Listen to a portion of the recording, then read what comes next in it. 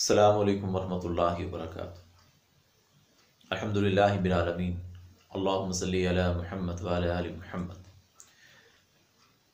رمضان المبارک کے متعلق ایک سوال پوچھا گیا ہے کہ رسول اللہ صلی اللہ علیہ وآلہ وسلم کس چیز سے روزہ کھولتے تھے اور افطار کی مسنون دعا کیا ہے؟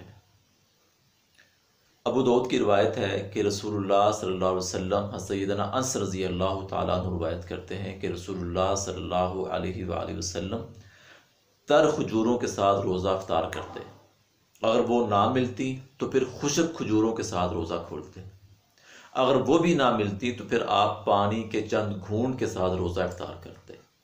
اب روزہ افطار کی دعا جو مسنون ہے وہ یہ ہے کہ ذہب الظمأ وابتلت العروق وثبت الاجر انشاءاللہ۔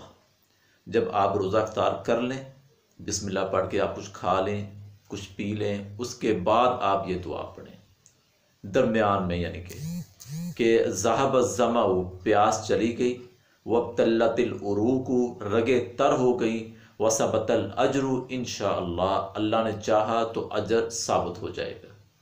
تو یہ مسنون دعا ہے، اس کو یاد کریں۔